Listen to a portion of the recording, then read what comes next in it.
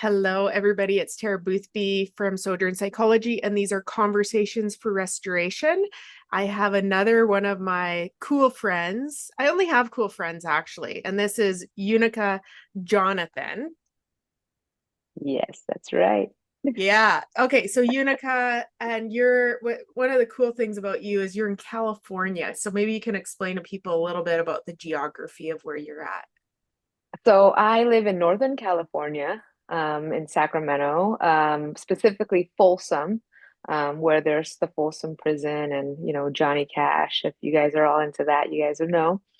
I grew up in San Francisco, though, in the Bay Area. And people often think that, California is just San Francisco where it's small, but really it's like long, right? The state is really long. So even Northern California has its own culture compared to the Bay Area, compared to like Southern California. So like three totally different cultures within one state. So that's kind of interesting. But yeah, this is That's where really I cool. am. Mhm. And I want to talk about you, but how big is California compared to other states? Like, is it way bigger?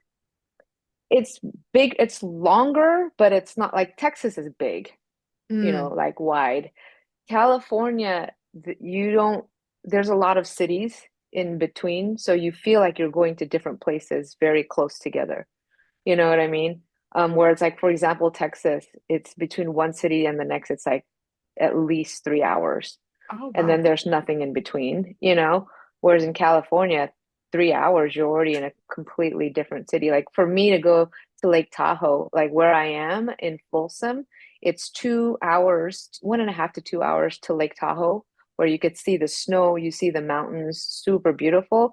And then it's 2 hours west to go to San Francisco Bay Area. You see the bay, you see the city. So I feel like I live in a really cool place, to Mm. be able to be in the suburbs of, Folsom, but also be able to go to the snow or to go to the city, Oh, like cool. 2 hours. Yeah, that's really cool. You guys have so much terrain there. Hmm. So Unica, let's maybe we just start with your book. So Yeah. radical and reckless when God's love disrupts your life. Yes. That's a sexy title.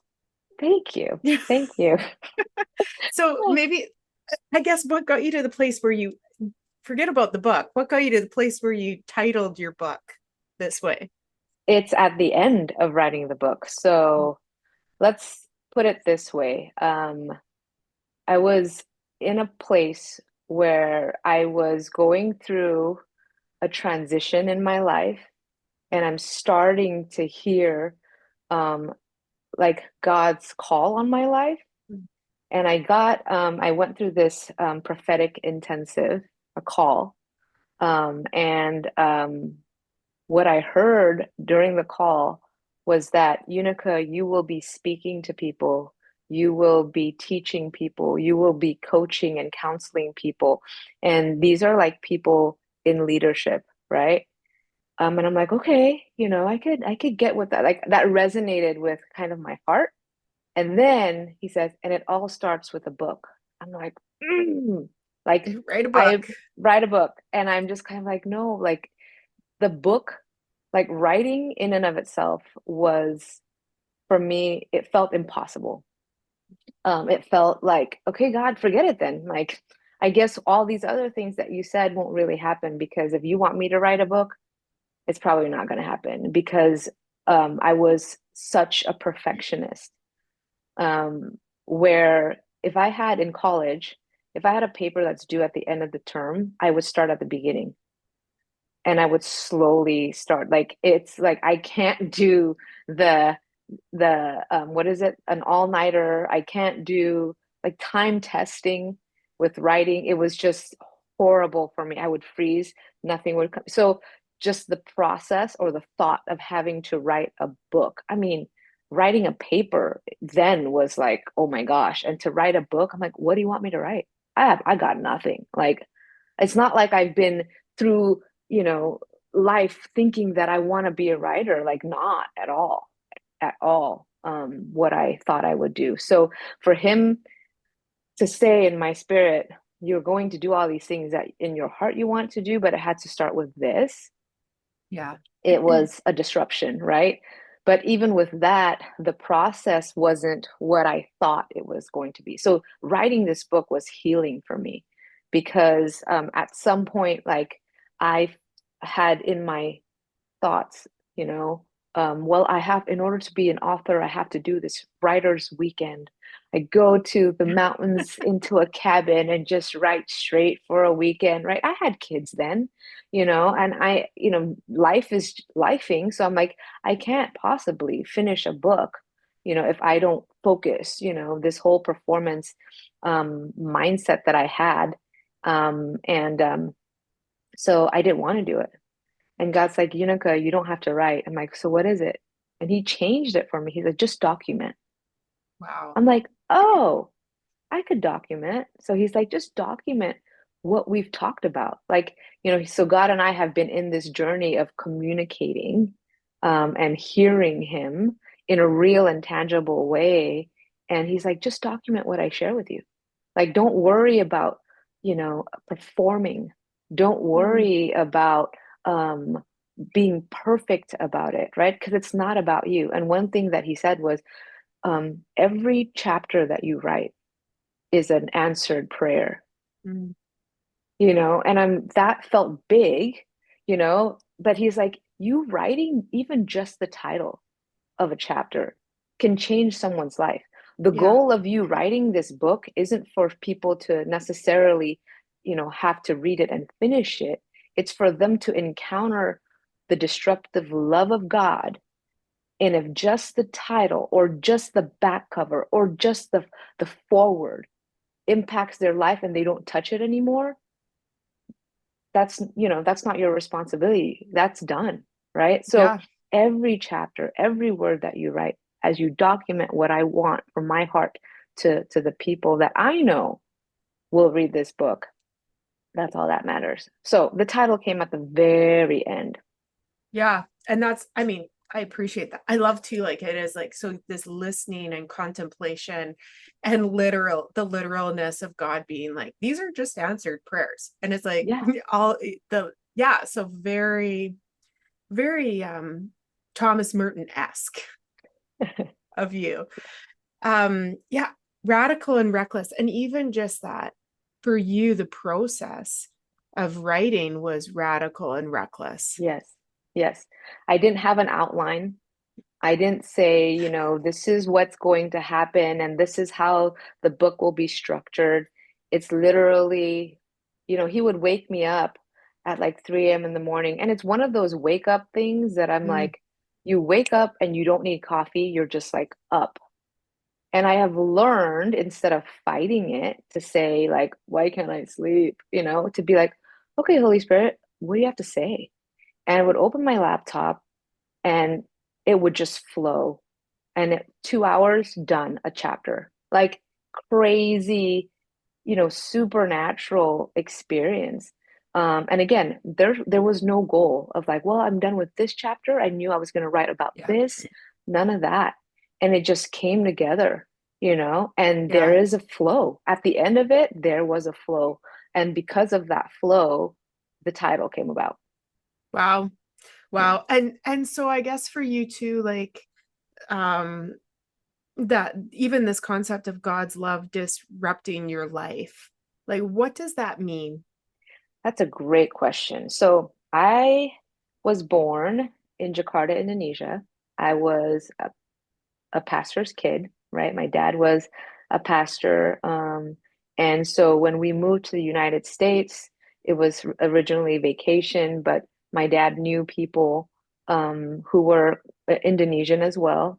And they're like, we need this, Gereja Kristen Indonesia. We need like this Presbyterian church um, that can house Indonesian people in the US.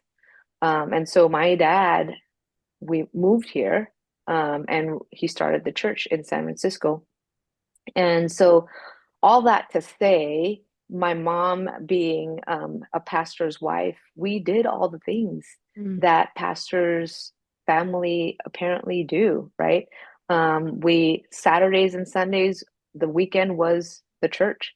Mm, Wednesday night, the weekend was, I mean, the day was Bible study.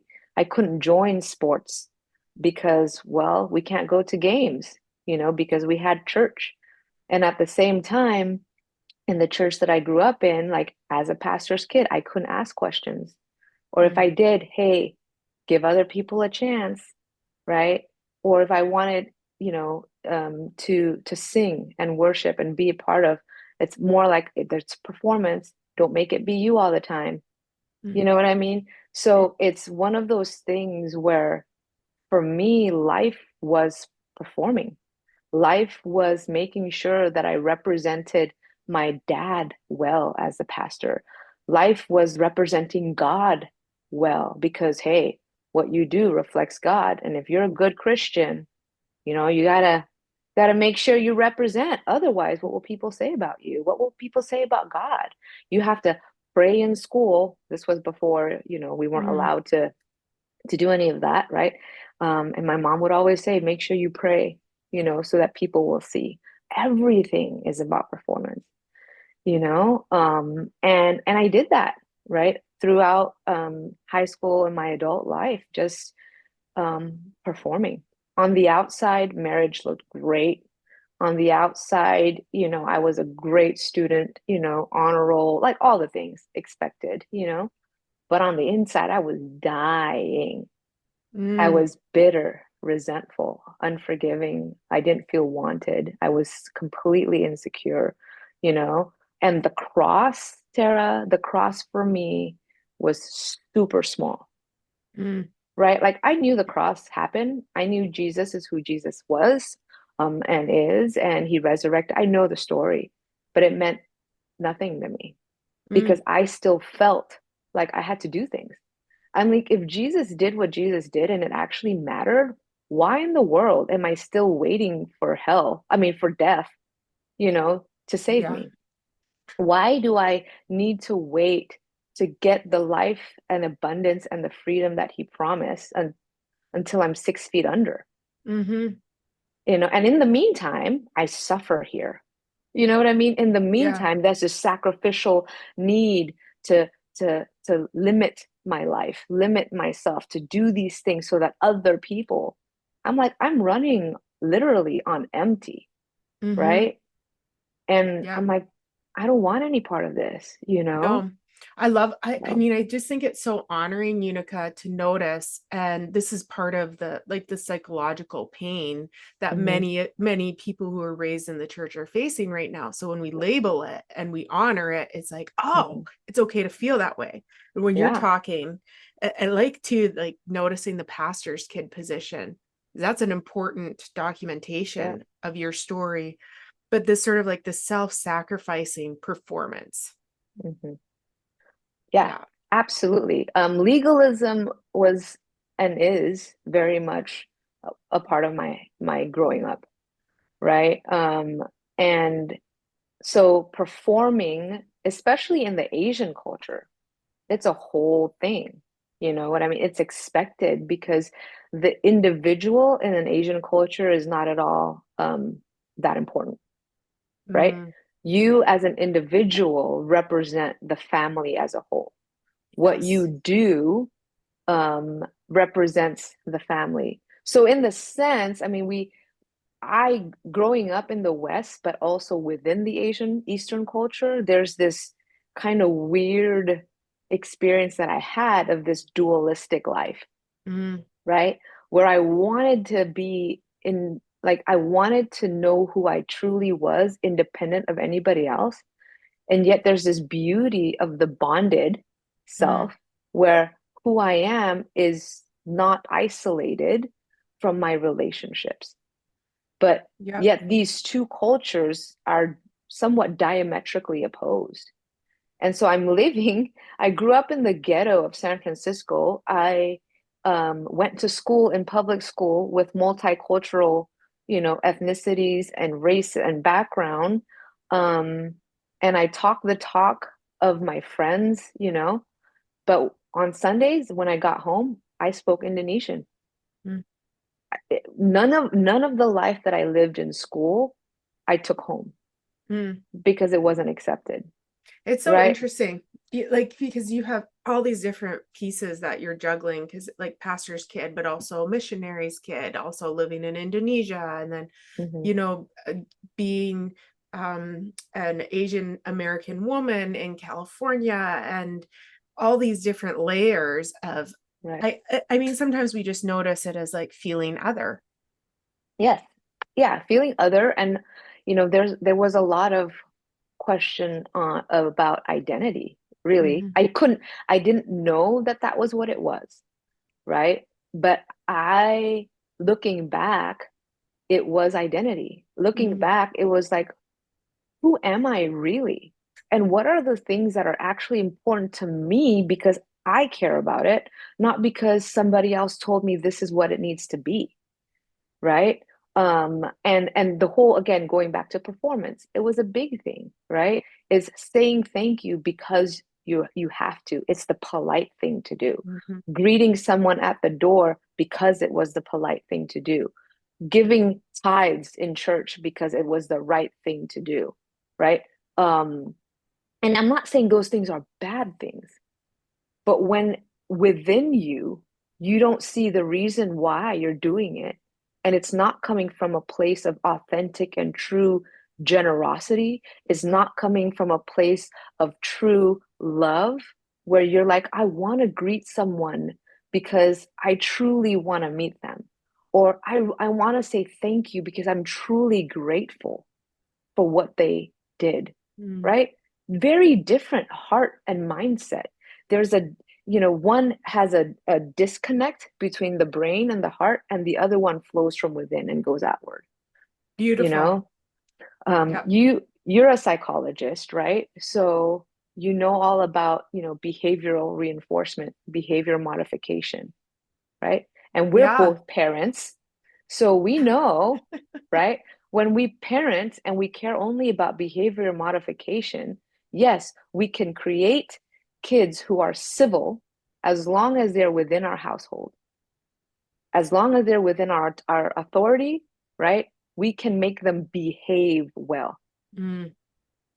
But once they're out, you there's nothing we can do This because is why it, you right? haven't, this is it. This This is is it. it. Yeah. This is Why? so Because go ahead. uh, I just want you to tie it into the church Yeah. experience because Yep. this is it, the behavioral Yep. modification and why people are upset with the institution Right. because of the individual people who have told us how to behave Exactly. and didn't How to care if it was behave. flowing through, like you're saying. Exactly. Right. Why? Because it's fear driven, right? If we behaviorally modify our kids, while they are kids, right, they will say, fine, we do it. Otherwise, we'll get in trouble. If not, we'll get a whatever. If not, we'll be grounded. So their behavior is modified externally only because they're motivated by fear and Mm. self-preservation, Yes. Yeah, right? survival. It becomes yes, and Survival. the psychology of it. And I know you have roots in Mhm. neuropsychology, neurodevelopment, and those things. So this is definitely a conversation that you can hold your own in. Mhm. But that disembodiment as well, like Yes. when it's only performance based, Mhm. then I'm not really in the fullness of my identity uh, Correct. within love. Mhm. And so that's some of this pain that you were noticing in your story of like, I could do the whole image, but Oh yeah. inside, Dying. I'm dying. Literally. Like in pain, Tara. Like where physically I felt like knives, like sharp knives coming like out of like Wolverine, like the claws, except it didn't go all the way out. It just got Oh, stuck. And it was like, and I wanted to, because of the theology that I grew up with, that in order for me to experience life and abundance, that's in heaven, later with God, on the other side of God knows where. yeah. So I had suicidal thoughts. You know what I mean? And it was real. And the crazy part that was more difficult to sit with was because I know the right thing to do, was Mm, because things around me isn't really that bad. When you look and you compare, when I compared with the atrocities that are happening to other people, right? The real hurt and the real pain yeah, of trauma, of violence, of all the things, right? I'm like, why am I even freaking complaining? Like, what warrants the pain in my heart when my husband is a good provider? He is a kind man. yeah, He is faithful. He's committed. He's loyal. Anybody in the church that I was in, even in my own family, would be like, Unica, you're stupid yeah. if you are not satisfied with the amazing man that your husband is. It's this, and it's like the byproduct of our self-denial, of our Right. disembodiment, and the lacking of enjoyment. I want to talk about suicide because I think this Yes. is I I I mean, I remember when I was in my wasteland experience too, and like really feeling suicidal Hmm. and not honoring it, not Hmm. noticing it for a long, long time. But Hmm. when I shone the light back on that phase and I was like, holy moly, I was super suicidal. The painful piece was loving that part of me, that younger part of me that was suicidal, and also feeling so sad for her because nobody knew it. Like we'll talk Right. about smiling depression. So there's Hmm. lots of Christians who are suffering from this sort of smiling depression. Yes. Absolutely. I was one of those people. I led worship. I was Mhm. on the worship team. I could talk Bible, Jesus all day long. And it would have been like according to the religion, that I grew up in and the system, it would have been on point, even like, oh my gosh, super awesome. Yeah, Like I would sing it all out, Tara. you could smile Jesus is through. enough for me. You know, you're more than enough for me. Like I could say all of that, but inside I'm like, but you're not. No, You're not. My love language is physical touch. And right now, God, Jesus, you're like Santa Claus to me. No different from Santa Claus. If yeah, you're just a coping mechanism, like no. Like no, I'm an intelligent human being. Like I don't need this crap, you know? Because there's a dissonance here. You're there, it's not real. What I've been taught, or at least how I've been taught about you, yeah, right, is not at all good news to me. Is not at all the God that I have experienced through the you're church.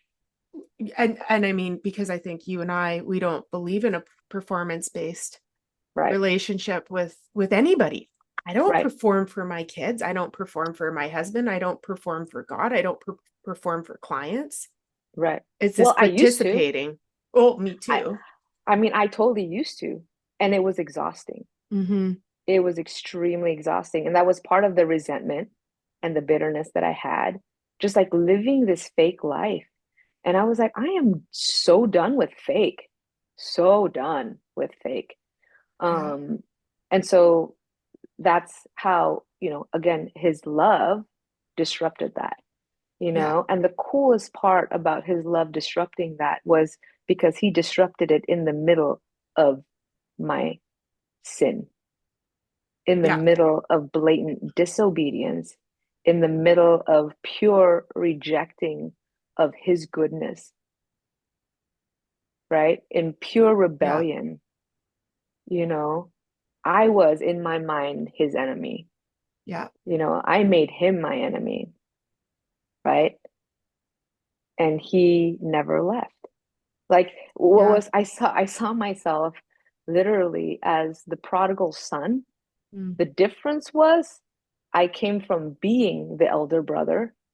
So I was the older brother running away, you mm, know, and I had but I still had dad on speed dial, Mm. right, with my phone. So I was in the pigsty, but I was texting Jesus.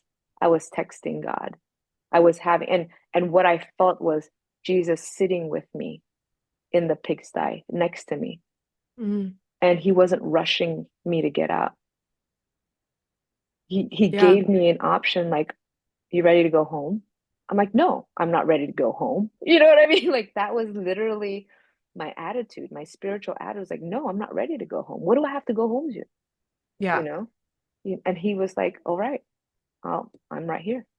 Well, and just having that the infinite divine love meet us in our unmeetable place. And that's this Yes. thing where the lies that I believed was that I had to do something to get to the right place, to Right. have a divine meeting, which is totally a lie. And it's the Right. antithesis of love science.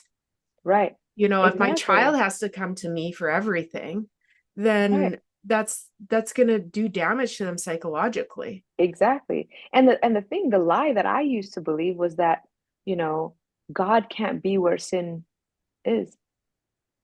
And my personal encounter and experience says God was exactly there where sin was, in the middle of it, in Yeah. the midst of it, sitting Yeah. and not having any problem with that, Yes. And like you we know? can't refine, I'm not in charge of refining myself. Right, Like I can lean more into those things that are of love's kind, but that like I refining or trying to get perfect before the day I die is is such a normal bad theology. yeah. Extremely bad theology. And it's not life-giving. It's life-sucking, It's life right? It sucking. is life-sucking. And I mean, like, so for me, it was like, so what's the benefit of being a follower of Jesus? Mm-hmm. You know, what exactly did he do? What exactly did the cross accomplish? If at the end of the day, I'm still having to do all the work Yeah. in order for me to maintain the salvation that apparently I have, but with, predestination, which is what I grew up in, right? In Presbyterian, for me, it was like, well, we don't really know if at the end you are the chosen one or not. And it's Oh, just really confusing. It's all it very is confusing and very man-made. confusing. It's Yeah. man-made. Yep. But I also want to ask you this question because you're alluding to this, and I hadn't thought about it in this way. But I when I was in my darkest place, and I hear this in your story, it's like I could pour from an empty cup. Uh-huh. So there's a strangeness, like that false belief you can't pour from an empty cup. But Hmm. somehow there is, in this landscape of the institutional trauma, the spiritual abuse conversation, so many of us were giving kind of good stuff. Yes. I love that you're asking this because, okay, it is not without collateral damage. So I pour from an empty cup, but then I'm looking to fill my cup elsewhere. Mm, There are strings attached to that. It might not be connected to the mm-hmm. people, right? To the work that I just did, for example, as I poured into them, but it will manifest itself in other ways where when you are alone, when I was alone, right, there was a Yeah. darkness that I was looking at and for, right? Mm-hmm. It will manifest in things like, and this is where my heart, Tara, like my heart is for leadership in the church who are going through all of this and not have anywhere to go, Yeah. right? So the collateral damage is within their own marriage, right? Husbands and wives in the church, right? Mm-hmm. Pastors, leadership, who they look good on the outside, but within there is no love in that relationship. They're committed for nothing else than to make a good impression, right? And man, they throw the whole like marriage is so important, like legalism, like completely. I'm all for marriage. Divorce is not a thing, but within it's empty, Yeah. right? And they know this when they look in the mirror. They might not be able to admit it, right? But that dissatisfaction is there. It might look to adultery, Mm-hmm. you know? It might look to pornography, Mm-hmm. alcoholism, overeating, right? Yeah. Like all of the substances, right? And and it also looks like the collateral damage looks like workaholism, Oh, definitely. you And I know? mean, I think a lot of us, the performance driven people, like that over functioning and overdoing, but all these varieties of self-medicating, I feel Yes. I'm empty inside, Yep. and somewhere I have a psychological nature. So Hmm. my personhood knows emptiness is a problem. And Right. then I'm just trying to self-medicate my way out of Right. it without, because there isn't a conversation about like, oh no, like you don't have to be any different than who you are to be utterly, completely, infinitely loved. Right. Yep. And that's why, like in the church, right? It's the older brother syndrome. Mm-hmm. He's empty. Yeah. And it's an identity thing where he forgets who he is. He Yeah. forgot that he is a son and not a slave. Well, and we And so, polarize. Yeah. Go ahead. no, no, no. Like with the older brother, when if I know, I realize that I am the older brother whenever I said, and this used to be my slogan, it's not fair. Mm-hmm. Whatever it is, if I feel, but it's not fair, I realize that's the older brother speaking, Yeah. you know? That's emptiness speaking. That's legalism speaking. That's effort and striving and grinding speaking, whether it's in your physical world, right? Like now in your life or Yeah. spiritually in that spiritual realm. And I love it because the what's coming to me hearing you speak about the prodigal son story in this way is like there's the overzealous, high functioning big brother. And then there's the little brother who's like, well, I might as well just go and be wild and party Right. hardy. And Mm-hmm. in both of those images, we can see the story of shame. Like I Right. touch my shame, I touch my fallibility, I am Mm-hmm. flawed. And then I either say, well, I give up. I might as well just Mm-hmm. go off and be like Be completely outside. Or I touch my shame and then I work harder to try and right. be to deify Yeah, myself. exactly. And both of those things are identity issues, right? Which is Yes. why the father, who is love, approaches both of them, right? And says, my son, Yeah. right? Like both of them, the younger son comes back and was ready to say, I'm unworthy to be called your son, and let me just be your hired hand. And that dad didn't let him finish that. He's like, no, you're gonna party. I'm gonna put my robe of righteousness on you, right? So it's not your righteousness, it's my righteousness on you. The ring on your finger to know the authority that you have, Yeah. and the sandals on your feet, the dominion that you have as a child of the king, right? This is who you truly are. What you lived in the other country, right? That was your false self. That was who you thought you had to be. That was who you thought from your mindset of that you were not worthy to be my son. The inheritance that you have that I would have given you, you felt like you had to take as if Mm-hmm. it wasn't yours, right? But it is yours. And to the older son, the same thing. You're complaining about all this. Let me remind you, son, everything I have is yours. Like you Yeah. thought you needed to ask permission to hang out with your friends and to get a goat to party with your friends. What I'm saying is because you're my son, you don't need to ask. Get a Mm. goat, party with your friends. Man, this is all yours. This is, Get you a know what I goat. mean? Get a goat. Get a Get the goat. greatest of all time. You know what I mean? And party. So, And I love this language too, of just like like we worship this false sense of self. yeah, And so we'll worship our performance and our achievement. And then the risk is that when we realize like that is false idol, then we can polarize over to the other place yeah, and worship this false self of our destructedness. yep, yep. And both are unhealed, Both right? are unhealed. Uh, Unhealed.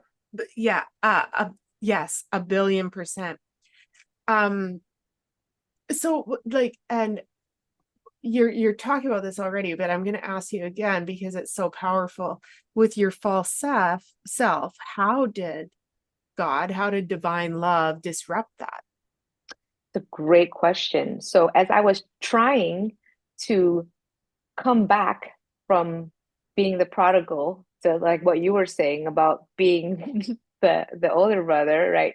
Striving to stop doing what I knew I was doing that was wrong. I heard a voice. And at this point, you have to realize growing up in the Presbyterian church, you don't really hear the voice of God, right? Mhm. Cessation is like, you don't, you know? But I heard his voice, not audibly, but inner audible. And I was in Starbucks and I heard a voice say, stop trying not to sin. Mm. And I'm like, what? Is this the devil? I'm like, you're giving me a get out of jail free card. You know what I mean? Like, you mean to tell me to stop trying not to do the thing that I know I'm not supposed to be doing? And he's like, yeah, how has it been going? I'm like, well, it's been years. Obviously, it hasn't been going well. It's not working. And he said, and I knew at this point it was Jesus. I just knew it. And he said, yeah, so I don't, that's not something I even care about. Mm. Like, that doesn't matter to me. I've already taken care of that. Wow. I've already dealt with it. So, what I want is for you to get to know me. Mm. What I want is for us to get to know each other, Mm. And the hymn came up, turn your eyes upon Jesus, look full in his wonderful face, and the things of earth will grow strangely dim in the light of his glory and his grace. That hymn that I grew up listening to, right, actually meant something. It Mm. came alive at that time. Wow. And as I started to turn my eyes to be curious about, wait a minute, there's this is Jesus, the Jesus that I never knew, right? The Jesus that I wasn't taught. The Jesus that said to me, don't worry about my sin or trying to stop doing it because he's already taken care of it, and that he doesn't care about it. Yeah. This is the Jesus that says, I care about you and our relationship, and sin and the behaviors that you are committing it's not even the biggest problem. Yeah. It's not even what matters to me. Your heart is what matters to me, right? Yeah. And so that is how his love started to disrupt. And it was a process, but it was a Mm. process of like, I see Jesus as the lover of my soul. Mm. We could see Jesus as a friend, right? We could see him as a brother. For me, because of what I went through, because of the lack of being wanted, I was needed, but I wasn't wanted, right? And so that need, that desire for me to want to be loved by someone who wanted me, not because he needed me, but because there's something in me that that he desires, right? And Yeah. Jesus said that to me. Like Jesus was that, right? And there was a vision, and I write about this in my book. I was in a hotel room all by myself, literally at the end of my just I can't stand this anymore. And by this time, that moment of having that conversation with God about sin, it's been, a year or two after. So again, process. And I said to him in this hotel room, like, why are you still here? Mm. Like, why are you still here? You know? And he's like, because I love you. Because I love you. And in this vision that I had, I was naked. I Mm. was bloody, bruised, the mud, caked mud, dry mud from top to bottom. Like you can't see my nakedness because I was covered, you Yeah. know, in the grime of it all. Like I was covered. And Jesus knelt in front of me. So I was eye to eye because, I'm little. You are little. I'm little. He knelt in front of me, eye to eye. And he says, because I love you. Mm. Will you let me love you? Like the heart of intimacy is there. Like I didn't know that kind of intimacy. No, it's like, and will you consent? Will Like you there's, consent? which is a beautiful, better truth as well, is that we are drawn into consent Right. to this beautiful love that we're already included in. Exactly. And the fact that he pursued me all these years, he didn't give up, right? There were people, I told my dad, my my earthly father, right, of the things that I was doing, Mm, and no one fought for me. yeah. No one fought for me. No one was No. jealous for me.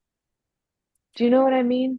Yeah. And the holy jealousy, like even in our marriage, where it's like this holy jealousy of like, I want us to hold this boundary together.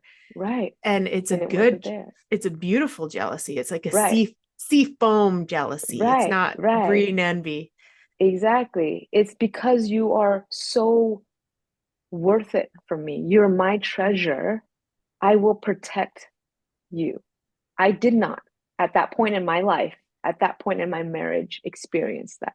Mm, And Jesus was the one that showed me that holy jealousy, yeah. that intimacy that said, like Hosea in the Bible with Mm, Gomer, like I experienced that from Gomer's perspective, you know, and to be able to know that he was there. And when I said yes to him, when I said yes, he didn't scrub me down in the vision like, let me get a sponge, a hard sponge and a rock and get all that mud out. Like it wasn't that. It was this very, like, with his tears of love, of joy, that I said yes, mm, like wiping down every mud, you know like just this slow, intimate process that, again, changed, disrupted my life. yeah. The And radical and reckless love of God. Mm-hmm. I mean, because it's so true for psychological healing as well, like saying yes to love, consenting to this even vaster, more expansive love than we could ever fathom, Right. is a platform for our psychological healing. Yeah, and exactly. and to see God as a symbol of attachment, like Yes. this is a God I want, this is a God I can believe in. Yes.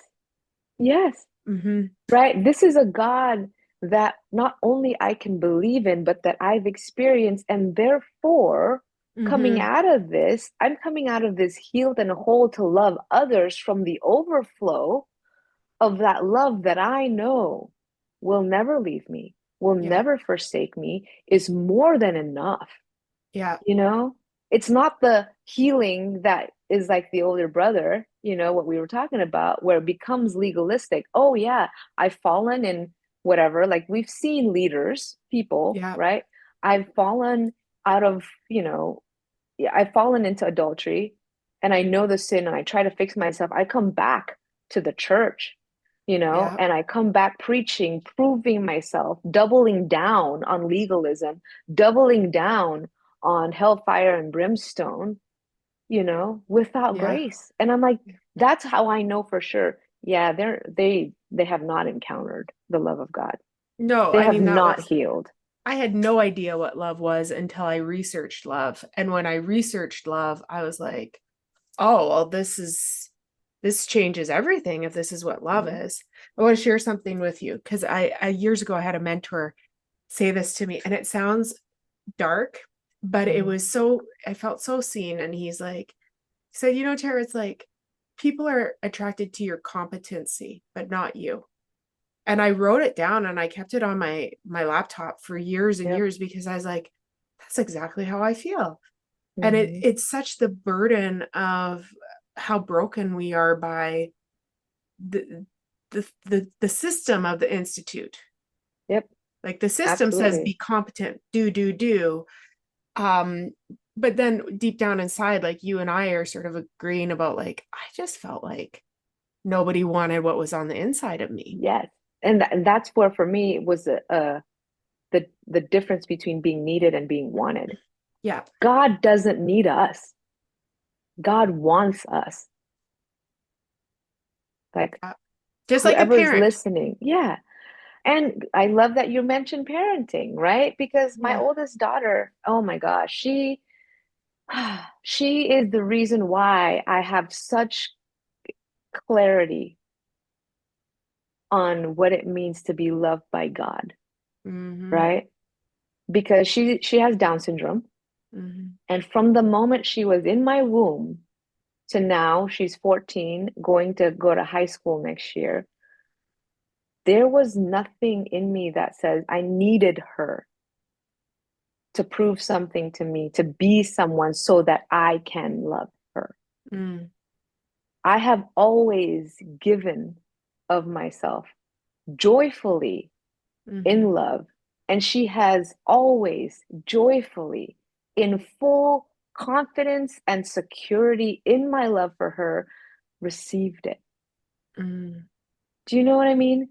Well, Where yeah, if he that's true, if that's yeah, true, that's uh-huh. that human experience. If this story is true for Unica, then that has to inform how we view God. Yes, yes. Otherwise, you're basically saying God's not as good as Unica, Yes. right? Yes. You are So, pretty great though. You are pretty great. well, thank you. No, I'm just kidding. I'm kidding. But it's two sides. Yeah. So my relationship with my daughter not only informs me of God's love for me, but the posture that I am to have Mm. as a beloved child of God in rest, right? Knowing that all my needs will be met, not just my needs, but my wants, Tara, because she doesn't need ice cream, but I want to give her ice cream. She doesn't need to eat the stuff that she wants, right? When we go out to eat, I always think about her and what she would like, Hmm. right? She doesn't She need to could, swim all the time, she but I doesn't keep have getting to, pictures and videos of yeah, you of wanting her. to take her swimming. Exactly, right? She doesn't, there's things where we know, like as a parent, we want to see our children happy.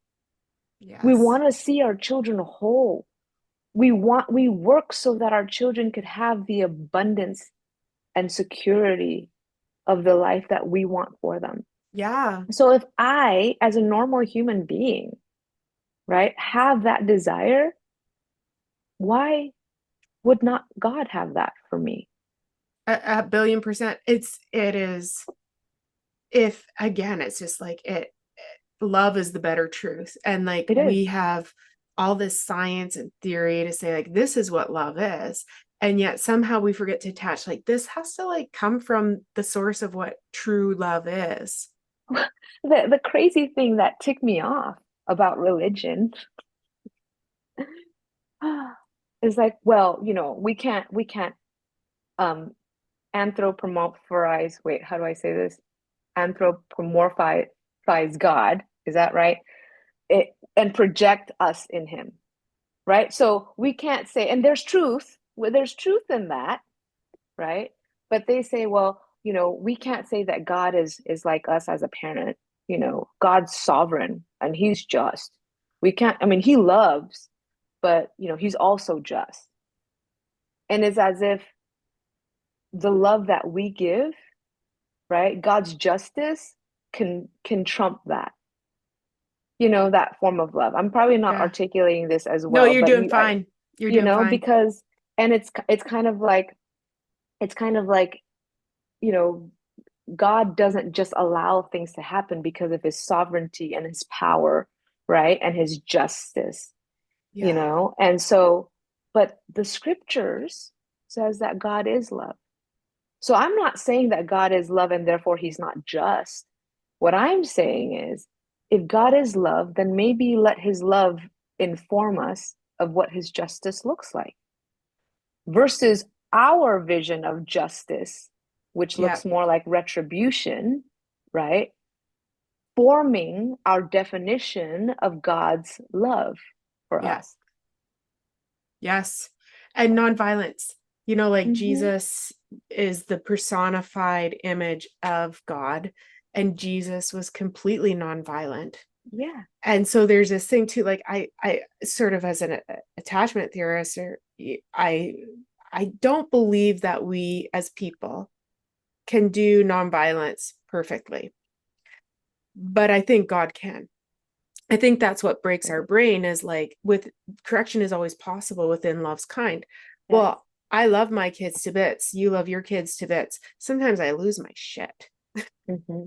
and I'm Hmm. not kind and to me that's Right. violence when I lose my Right. footing and I step outside of love. Yeah. So then we know that about ourselves, and so we naturally, it's okay to wonder about that for God, but Yeah. God is loving all the time. Yeah. Exactly. Like, can we push and lean into the limits of what we see love to be and know that God is going to be beyond that, Yeah. right? Like I'm not saying that, you know, our vision of love is the end all be all and therefore God is subject to that. But it's more like if this is where our growth and our Yeah. understanding of love is right here, don't think that God stops there.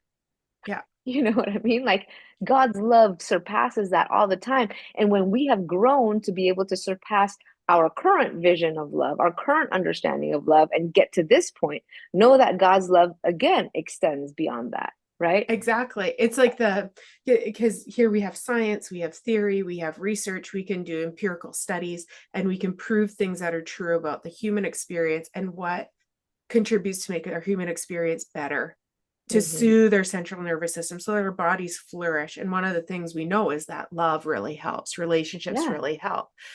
But it's almost like I got this image when you were talking. It's like, okay, if I'm doing research and I'm in my little office and I'm researching love, I have it under my microscope. The office that we're studying love in is in this like grander building that is God. Like our Yes. science points to good science points to God. Yes. Yes, exactly. And I completely agree with that. And coming, for you and I coming from that empirical background, science Mm-hmm. background, when I was pregnant, when I was pregnant with my first daughter, and I found out there's a chance that she would be born with Down syndrome, I was overwhelmed by like, what do I do? Right? I didn't Yeah. ask why. It was more like, what do I do? You know? And there were options that I had. One was to go into and lean into all the information that was given to me right off the bat, the statistics, the solutions, all the things that science provided, right? And I'm not saying that's a bad thing, right? I'm all into that. But then there's the other option that I had, which is to not do that at all.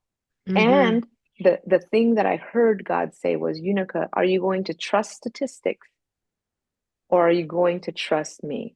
And what I understood when he said that was in science, right? It is good, it points to something, but in science, whatever variable, if we're looking at love, Mm-hmm. we look at love in science. That's the only variable that is dynamic.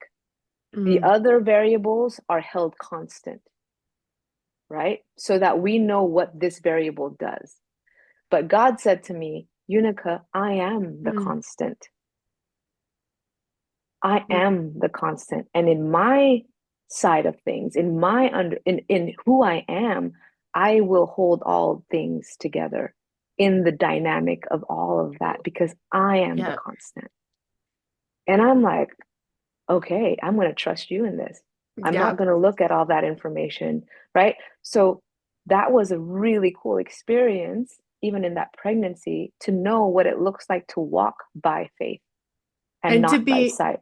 and to learn like the discovery, and we can discover these things in so many ways, but the Yeah, gift of your relationship with your daughter, this fuller yeah, embodiment of knowing what it's like to be wanted and to yes, want for love, yep, and then that your human experience points to a better understanding of God's love. yeah, exactly. And God's Super love is, cool. yeah, super cool. And what's funny is, you heard me talk about how much I love my daughter and her posture of receiving all of that. But there's also, she loves her dad. Mhm. So when her dad comes in the house, she's like, Daddy, just this amazing, like so excited. When mommy comes in the house, hi, mommy, Daddy's girl. daddy's girl, right? So even in that, I'm like, but I love her to pieces. Yes. She cracks me up.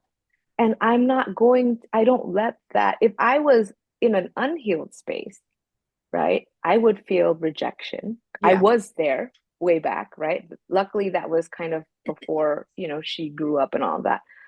Um, but coming from an unhealed space, the rejection would make me resent, would make me feel like I have to perform more. I would then compete with my husband, right? Yeah. How come she loves you more than me after all I've done for her? Like like it becomes this unhealthy space.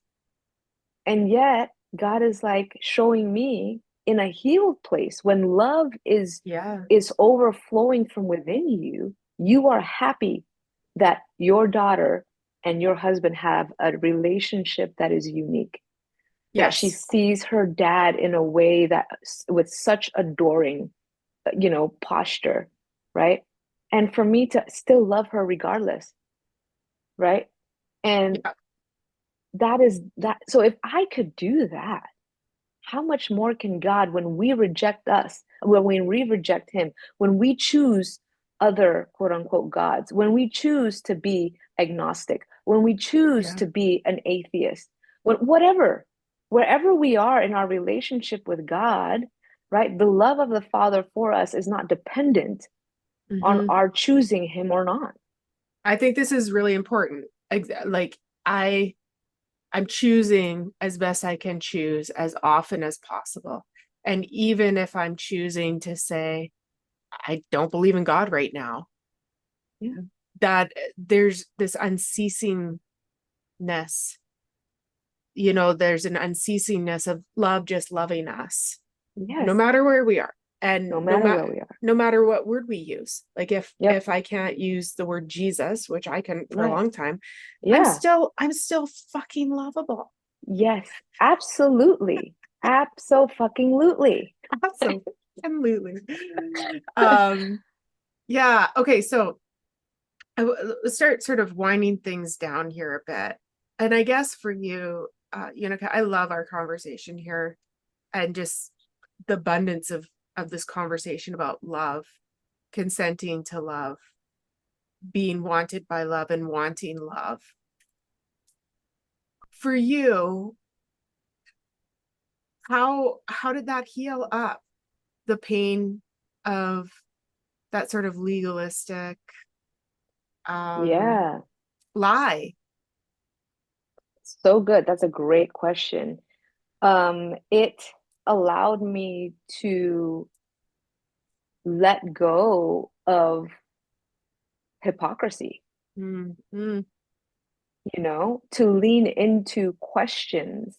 Like one of the things we were reading Dante, right? We are reading Dante, Yeah. and I'm reading this one by Mark Mm. Vernon, the I have it right eh, here too, but it's under my okay, mic, so I'll just leave it okay, where it that's is. fine.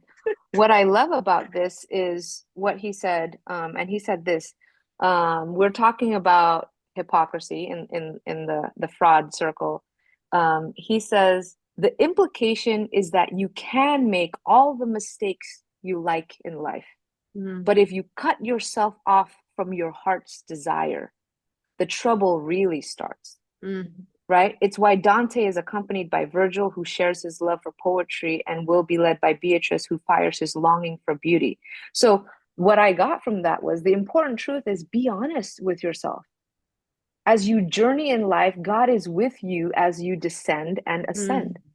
So, my journey in rebellion was actually the point where I stopped being a hypocrite, mm, where I started being honest with where I was mm, and being vulnerable and letting God see, or He already sees, but letting God into, right?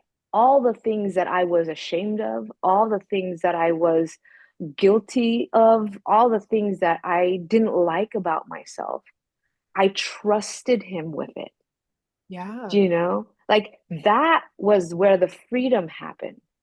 When I Yes. said, God, I let you look in my junk, right? This is Yes. the intimacy of being one, in marriage is you see the nakedness Mm, of the other and you love the nakedness of the other, right? God created man and woman and he created them naked and it was very good. That naked relationship is yeah. what God wants. God is saying, will you trust my love for you to show me all of it? Yeah. Yes, I know it, but I want your consent.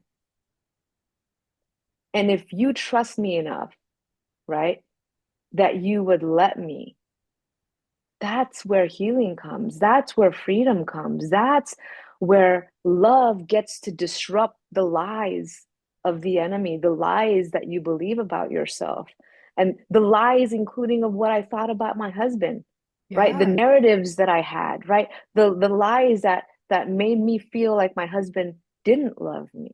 To Mm. see truth and how he did love me, one of the things that, in my healing in my marriage, was God says, Unica, is your husband's name safe on your tongue? Oh, wow. You want a great relationship with me, Unica, and I'm so glad that you do, Mm. right?